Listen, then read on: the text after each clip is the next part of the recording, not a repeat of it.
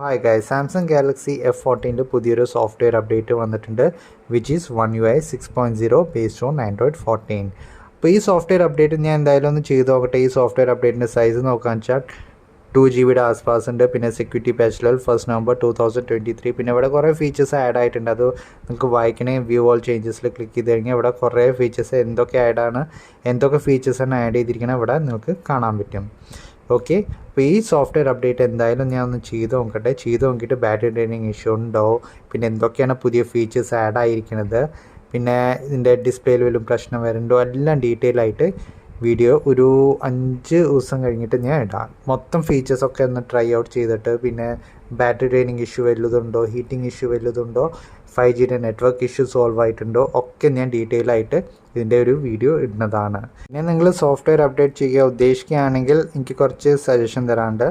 നിങ്ങൾ എന്തായാലും ഒരു 80% ബാറ്ററി ഫില്ല് ചെയ്ത് വയ്ക്കുക. പിന്നെ നിങ്ങൾ ഈ സോഫ്റ്റ്വെയർ അപ്ഡേറ്റ് ഡൗൺലോഡ് ചെയ്യുമ്പോൾ വൈഫൈ ആയിട്ട് കണക്ട് ചെയ്യുക. വൈഫൈ ആയിട്ട് കണക്ട് ചെയ്തിട്ട് നിങ്ങൾ ഈ സോഫ്റ്റ്വെയർ അപ്ഡേറ്റ് ചെയ്യുക. ബിക്കോസ് ഇത് 2 GBയുടെ ഫയലാണ്, ചെറിയ ഫയലൊന്നുമല്ല. അപ്പോൾ സോഫ്റ്റ്വെയർ അപ്ഡേറ്റ് ഇടയിൽ വെച്ച് നിന്ന് കഴിഞ്ഞാൽ പ്രശ്നമാവും. അതുകൊണ്ട് വൈഫൈയിൽ കണക്ട് ചെയ്തിട്ട് വേണം ഈ സോഫ്റ്റ്വെയർ അപ്ഡേറ്റ് ചെയ്യാൻ. ഇല്ലെങ്കിൽ നിങ്ങൾ മൊബൈൽ ഡാറ്റയിൽ വെച്ചിട്ട് ഇത് സോഫ്റ്റ്വെയർ അപ്ഡേറ്റ് ചെയ്യുകയാണെന്ന് വെച്ചാൽ ഇടയിൽ വെച്ച് നെറ്റ്വർക്ക് കണക്ഷൻ്റെ കാരണം സോഫ്റ്റ്വെയർ അപ്ഡേറ്റ് നിൽക്കുകയെന്ന് വെച്ചാൽ അത് വലിയൊരു പ്രശ്നമായിരിക്കും.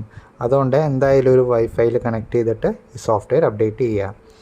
അപ്പോൾ ഒരു 5 ദിവസം കഴിഞ്ഞിട്ട് ഇതിൽ എന്തൊക്കെയാണ് ഫീച്ചേഴ്സ് നന്നായിട്ടൊന്ന് യൂസ് ചെയ്ത് നോക്കട്ടെ. യൂസ് ചെയ്ത് നോക്കിയിട്ട് എന്തൊക്കെയാണ് ഫീച്ചേഴ്സ്, പിന്നെ ബാറ്ററി ഡ്രെയിനിങ് ഇഷ്യൂ വല്ലതുണ്ടോ, 5Gയുടെ നെറ്റ്വർക്ക് കണക്ടിവിറ്റി പ്രോബ്ലംസ് മാറിയിട്ടുണ്ടോ, പിന്നെ എന്തൊക്കെ പുതിയ ഫീച്ചേഴ്സ് വന്നിരിക്കണേ ഒക്കെ തന്നെ പറ്റി ഡീറ്റെയിൽ ആയിട്ട് ഞാൻ വീഡിയോ ഇടാം.